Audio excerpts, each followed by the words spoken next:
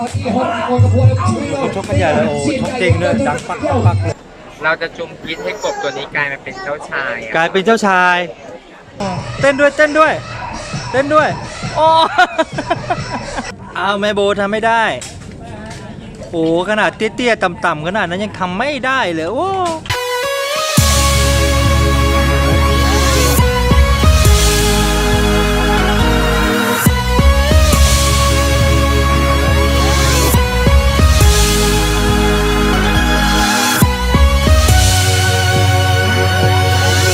สวัสดีครับอยู่กับช่องฟันน้ำนมชาแนลนะครับยังอยู่ที่พัทยาเหมือนเดิม ตอนนี้สวยแล้วนะคะตอนนี้สวยแล้วแต่งสวยแล้ว เพื่อนผมตอนนี้ถึงที่เราตกลงกันไว้คือ ตลาดน้ำสี่ภาคค่ะ ครับผมตลาดน้ำสี่ภาค เดี๋ยวเราจะไปนั่งเรือสะเทินน้ำสะเทินบกนะคะ เห็นว่ากีวอเชอร์จริงปะเนี่ย นี่ค่ะ อันนี้คือกีไวเชอร์นะคะในการประกวดนะคะ โอ้ ธิดานางฟ้าจำแรงนะคะ สองใบ ที่นางฟ้าจำแรงด้วย 2 ใบ ใบหนึ่งจะนั่งได้2 คนพอดีเรามา4 คนเรามี2 ใบ เออ ไป ขอบคุณนะครับขอบคุณมาก เดี๋ยวถ้ายังไงก็นี่อันนี้ให้ดูข้างหลังว่าเป็นตลาดน้ำสี่ภาคนะคะ อ่า แล้วเดี๋ยวยังไงนั่งเรือแล้วเราค่อยถ่าย เก็บภาพ โอ มา เค ฝาก เพราะว่าตอนนี้น้องอัดเริ่มอยากนั่งเรือแล้วแหละ อยากจะ โอ ไป เค ดู นะคะ ไปครับเดี๋ยวไปดูบรรยากาศด้านในครับ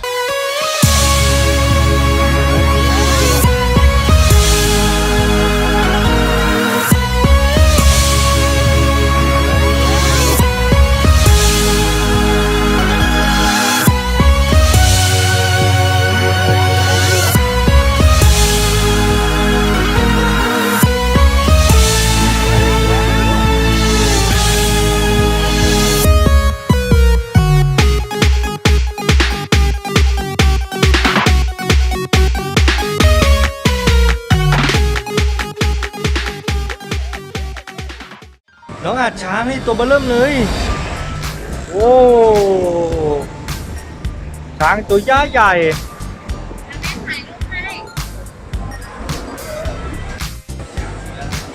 ไปแล้วครับเอาเลย นะคะตอนนี้เราผ่านประตูเข้ามาแล้ว เอาหลายๆแอคหน่อยดิ โอ้โหหลายๆแอคหน่อย1 2 3แชะแล้วหลายแอคโอ้โห มุมกล้องมีตั้งหลายมุม โอเค อุ้ยโบทำไมสวยก็โบอีกอะสวยก็ผู้หญิงจริงนะเนี่ยเอาผู้หญิงป่ะเนี่ยหน้าตาสวยมากเลยอะโอ้สาวที่สวยเห็นไหมอัดไปนู่นแล้ว โอเคไหม รอก่อนนะคะเพราะว่าเดี๋ยว เรารอขึ้นเรือใช่ไหมเนี่ยไปถ่ายเร็ว1 2 3แชะ1 2 3แชะทำอะไรแม่อะทำอะไรแม่อะจะจูบแม่เหรอจะจูบแม่เหรอโอ้จูบแม่เหรอนี่นะครับมีเรือหลายรูปแบบเลยเดี๋ยวมีเป็นรถก็มีนะนี่เป็นรถสะเทินน้ำสะเทินบก แล้วก็มีเรือลำใหญ่อ๋อน่าเล่นนะมีหนสลิงด้วยนะครับ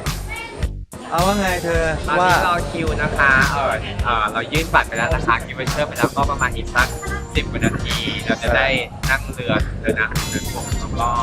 ไปดูประเพณีวัฒนธรรมไทยทั้ง4 ภาคนะคะ จ้า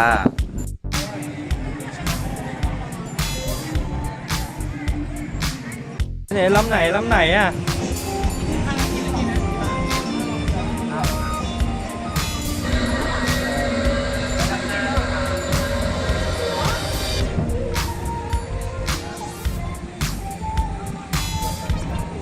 อันนี้ก็คือเรือสะเทินน้ำสะเทินบกนะคะ เดี๋ยวจะพาเราวนดูวัฒนธรรมทั้ง4 ภาคนะคะของตลาดน้ำ4 ภาคว่าวิถีชีวิตคนไทยทั้ง4 ภาคมีอะไรบ้างนะคะ จ้า 15 นาทีเรือจะออกนะคะ ครับผมก็รอคอยอีก5 นาทีนะครับน่าจะรอเรือเต็มนี่แหละนะครับแป๊บหนึ่งเดี๋ยวจะพาไปชมท่องเที่ยวบรรยากาศ แบบลุยน้ำลุยท่ากันเลยนะ ลุยน้ำและลุยบก ลุยบกเป็นเรือสะเทินน้ำสะเทินบกมีโปสเตอร์ด้วยนะ เลือกไกด์ท่องเที่ยวขาว อ๋อเดี๋ยวไกด์ สาวพานางฟ้า เดี๋ยวไกด์จำเป็นนี่ต้องอธิบายตลอดทางเลยนะอ๋อแล้วเขามีคนอธิบายมั้งมาแล้วผู้โดยสารมาเพิ่มนะเดี๋ยวนักอ่านชอบไหมครับนักอ่านชอบไหมอะไร เล เรือ ไม่ใช่เลลูก อันนี้น้ำอ้าวเรือออกแล้วทุกคนนักอ่านมองเลยบ๊ายบาย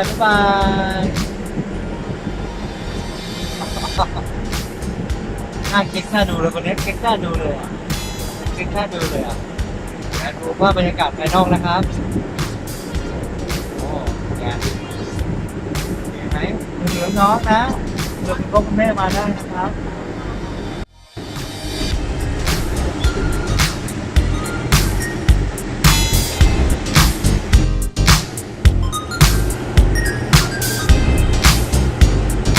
กำลังเข้าประตู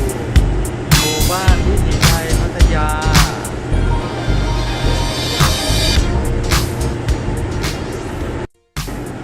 เขาบอกว่าให้เราไปชมมีการแสดงโชว์นะด้านล่างนะครับเดี๋ยวไปดูกันนะครับเนาะมีการแสดงมาก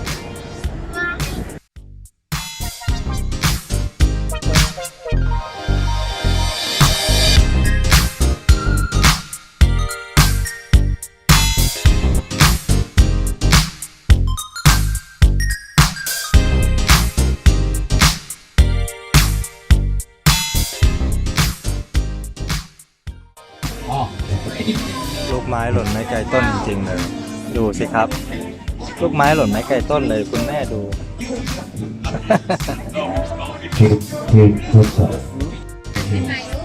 มีการแสดงชกมวยไทยนะครับมวยกับพวนอะไรก็ไม่รู้นะ เดี๋ยวลองดูชกกันใหญ่เลยโอ้ชกจริงด้วยดังปักเลยนะชก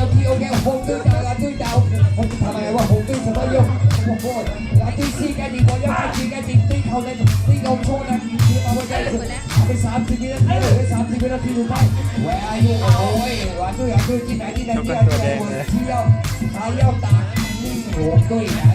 ชกมวยกันไหมอุ๊บน้องอัดดูดิน้องอัดโอ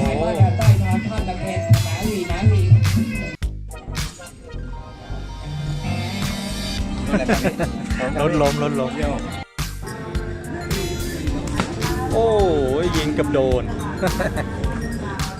โดนไม่โดนโอ้โดนลูกนี้โดน เดี๋ยวแม่พาขึ้นดูซิตัวอะไรหัวอุ้ยอันนี้มีอะไรนะข้างในตามไปดูครับตามไปดู แล้วเราก็มาอยู่ในคลังสมบัติเลยแห่งนี้ ดูกันนี้สิครับรู้สึกว่าจะเริ่มงี่เง่างองแงแล้วนะฮะนะควันน้ำนมชาแนล เพราะว่านอนไม่พอเมื่อคืนก็นอนดึกมาก อยากจะขึ้นเรือครับเพราะว่าเมื่อกี้ลองจะขึ้นเรือแล้วก็จะกินน้ำเดี๋ยวกำลังจะหาน้ำกินเนาะเดี๋ยวให้เอาเปาถ่ายรูปให้หน่อย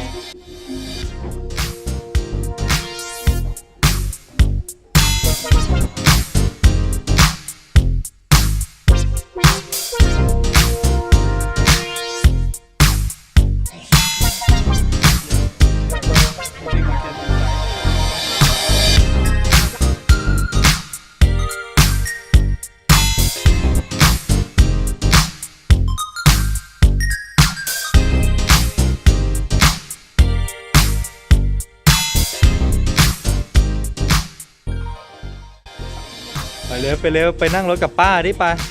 เปาเนี่ยเฮ้ยระวังอ่านมันทิ่มนะเฮ้ยผู้โดยสารอ๋อน้องอัดกับแม่โบเป็นผู้โดยสารไปนะคะเดี๋ยวเราจะพาไปสู่เราเดินทางเข้าหมู่บ้านกันต่อครับโอ้โหหมู่บ้านวิถีไทยนะครับฮะน้องอับบี้อยู่กับเพื่อนไหมนู่นอยู่ในคอกแบบไทยๆนะอันนี้จะเป็นไหมเหรอครับทำตัวไหมใช่ไหมน้องอับมาดูตัวไหมนี่อุปกรณ์ก็มีครบ โอ้ก็ทอเป็นไหมออกมาเลยเห็นไหม แล้วก็ใส่น้ำมะพร้าว ได้ลูกแล้ว แล้วก็จะได้ลูก อืม ค่ะดิฉันเนี่ยเดี๋ยวต่อไปนะคะดิฉันจะมีลูกแล้วค่ะดิฉันจะซื้อใบหม่อนใบหมดใส่ น้ำมะพร้า น้ำมะ ว พร้าว เอางี้ไปหามดลูกเป็นของตัวเองก่อนก็แล้วกัน ยังไม่มีมดลูกเลย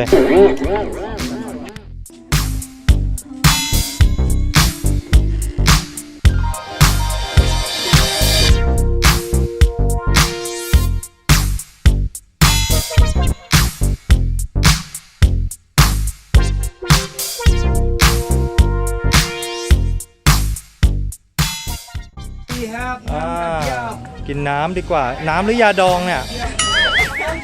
อะตกลงน้ำหรือยาดอง น้ำค่ะน้ำ อ๋อ เมื่อกี้ของน้องน้ำตะไคร้ใช่ไหมคะ กินน้ำกันก่อนนะกินน้ำอร่อยไหมครับ โอ้โหน้องอัดกินน่าอร่อยมากเลยน้ำมากอ่ะดูสิ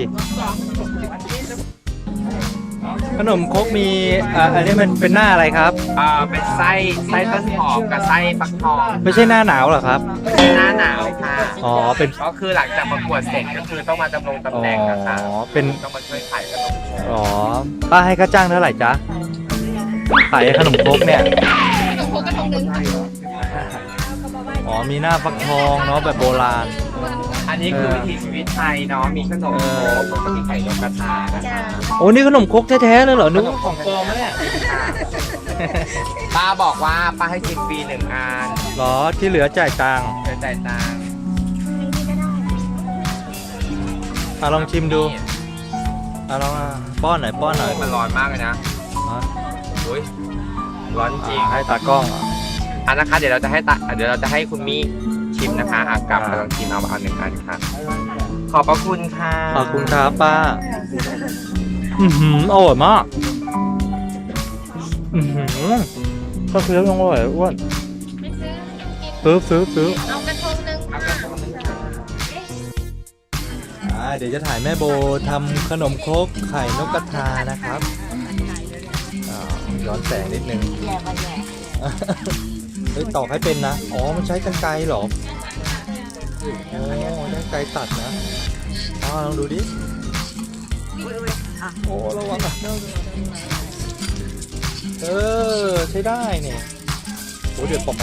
ฮ้ยอาชีพ เลย ใหม่ว่ะอาชีพใหม่ยังไงยาแล้วเนี่ยเขามีกันไก่ไม่ใช่ตัดไก่โดยเฉพาะ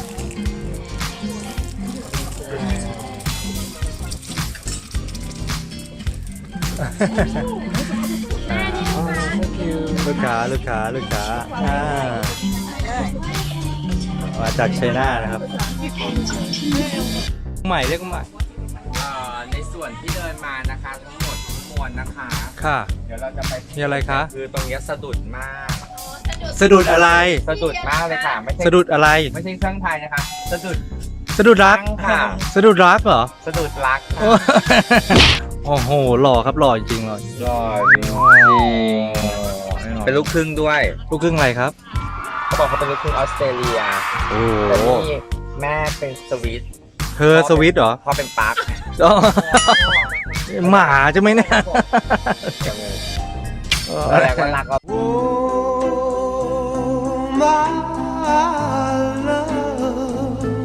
แล้วจำมือเรา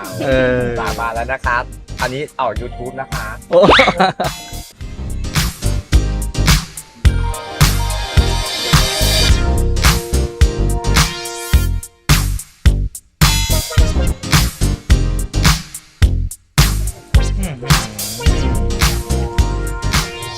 น้ำน่าดูสิ มีน้ำไหมน้ำพุเหรอ ใช่เหรอ น้ำตก น้ำไหลตั้มเลยเหรอ ตกน้ำเลยเหรอโอ้โม้ใหญ่เลยครับคุณผู้ชมดู โม้อะไรใหญ่เลยน้องอาดมานี่แล้วแม่จะทำอะไรเนี่ย มันคืออะไรอะโลชิงช้าเหรอ อ๋อ เป็นชิงช้า ชิงช้าให้นั่งให้โหนกันมั้งเขาผูกไว้แล้วโอ้3 คนเลยเหรอ ไม่ไปต้องหลายคนหน่อย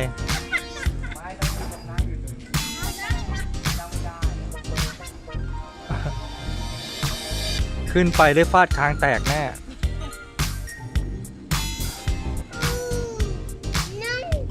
ได้ไหมได้ไหมดูแม่โบดิแม่โบกระเป๋านะเอาแล้วเอาอีกคนนึงขึ้นได้แค่นั้นน่ะน้องอัดไปเหรอ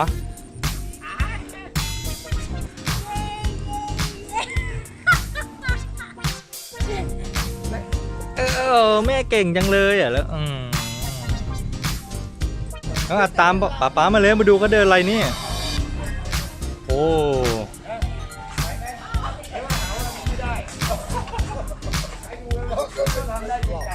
ี่ครับผมนะเดี๋ยวจะหาว่าทำให้สูงไม่มีใครทำได้นี่ครับผมนี่ดูนะฮะเขาขึ้นดูการขึ้นเห็นไหม โอ้ ครับ โห ผมโอ้นะฮะ ขึ้นได้นะเนี่ยสูงขนาดนี้ เดินได้สุดยอดนะครับผม โอ้โหน้องอัดดูพี่เขาสินี่เห็นไหมน้องอัดดูน้องอัดดูเห็นไหมน้องอัดลองไหมให้แม่โบลองนะโอ้แม่โบ อย่าเดินมา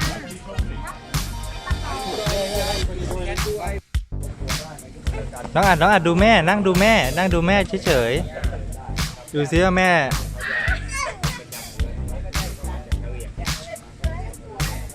โอ้เขายืนนิ่งเลยพี่เขายืนนิ่งเลยโบยืนนิ่งๆหน่อยดิอ๋อขึ้นไม่ได้นี่ถ้าป้าแขนไม่หักได้ป้าไปลองมั่งนะเนี่ย เอาแม่โบทำไม่ได้โอ้ขนาดเตี้ยๆต่ำๆขนาดนั้นยังทำไม่ได้เลยโอ้อ่อนนะว้ายน้องอัดโดดหลบน้องอัดอยู่นี่ฮะโดดหลบเลยโดดหลบเลย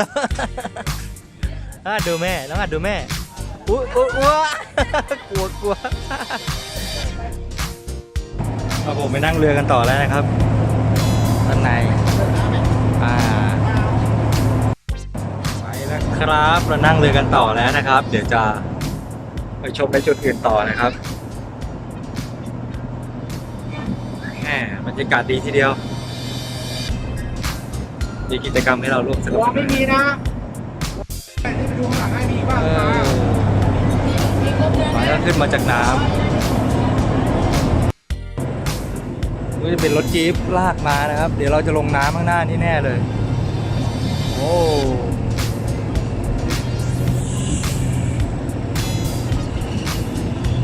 ลงน้ำนะครับโอ้โหเสียงน้องอัดนะฮะเดิน ลงแล้ว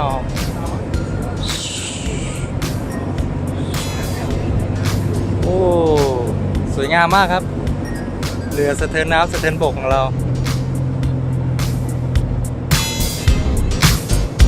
โอ้โห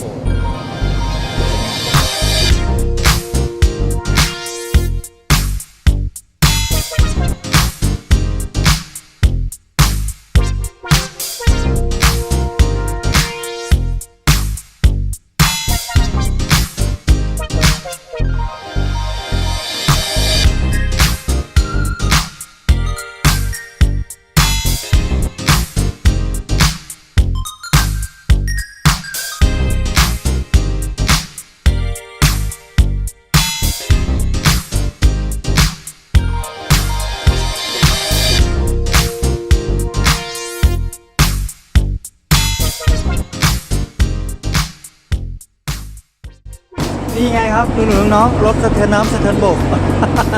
เราไม่กล้าขับเพราะว่าน้องอาจจะตัวเล็กอยู่ครับโอ้โหมีรถสะเทินน้ำสะเทินบกด้วยน่าลองนะเนี่ยโอ้อาจรถอะไรอ่ะโอ้ยนี่คือรถอะไรอ่ะโอ้สวยจังเลยโอ้ไปไหนโอ้ชอบสีนู้นเหรอโอ้วิ่งไปแล้วครับคุณผู้ชมดูน้องๆดูฝันนั้นโอ้ชอบคันนี้โอ้เต้นด้วยโอ้เต้นด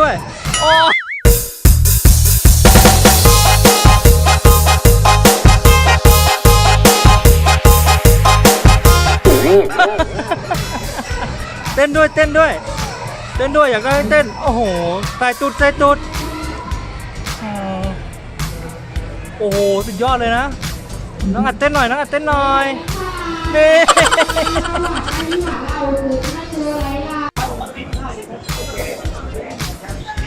เอารู้จักเขาเหรอ จิ้งจกลูกจิ้งจกจิ้งจกจิ้งจก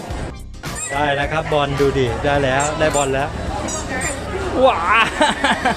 ตัวตุ๊กแกอะไรเปล่าทำอะไรคะ เราจะจุ่มกินให้กบตัวนี้กลายมาเป็นเจ้าชาย กลายเป็นเจ้าชายปิ้งอุ้ยคนนี้แล้วเหรอ อย่าบอกนะ ตามหา เขาไม่ใช่เจ้าชายเขาทางเดียวกับเธอเลยนะเนี่ยจริง อ๋อมาฝั่งนี้แบบฝั่ง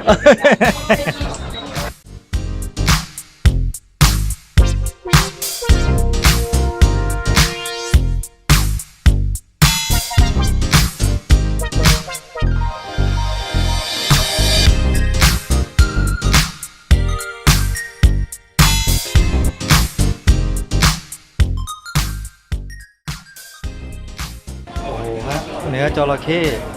ใครจะกินบ้างมีแมงป่องทอดด้วย โอ้ครับจริง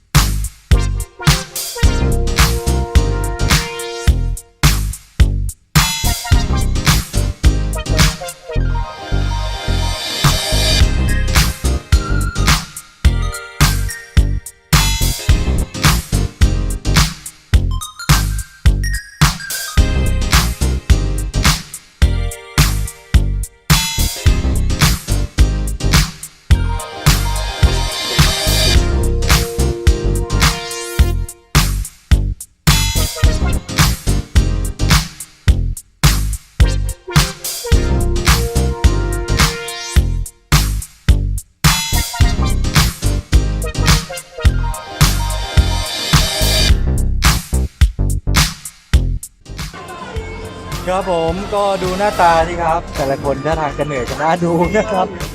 เดินเป็นกิโลได้นะร้อย ประมาณเกือบกิโลได้ โอ้น่าจะเกินอ่ะ วนไปวนมาน่าจะห้า เดี๋ยวต้องหัดแบบว่าเดี๋ยวเราจะสรุปกันหน่อยว่าเรามาเที่ยวที่สี่ภาคที่เราได้อะไรบ้างเออ ก็เนาะคือตลาดน้ำสี่ภาคความหมายก็คือสี่ภาคมารวมกันมีทั้งภาคเหนือภาคกลางภาคอีสานแล้วก็ภาคใต้มารวมกันอยู่ในตลาดน้ำแห่งนี้ เรามาดูการดำเนินชีวิตของประชาชนแบบบ้านตามราชดำริของพระบาทสมเด็จพระเจ้าอยู่หัวเนาะแบบว่ากินอยู่แบบเรียบง่ายแบบว่าพื้นบ้านนะคะเรียบง่ายขายของแพ็คขนมครกอะไรอย่างเงี้ยค่ะก็สำหรับวันนี้ก็สนุกมากแล้วก็ขอจบคลิปเพียงเท่านี้ก่อนนะคะ แล้วก็เดี๋ยว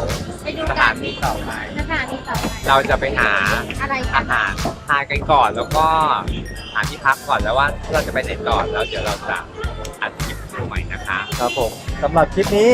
บ๊ายบายครับ อย่าลืมกดไลค์กดแชร์กด Subscribe ให้กับช่องฟันน้ำนมด้วยนะ บ๊ายบาย เช่นเคยคนนี้ต้องทำไงครับ น้องอ่านจะทำไงบ๊ายบาย นี่แหละต้องจูไม่ต้องมัดแต่เย้โอเค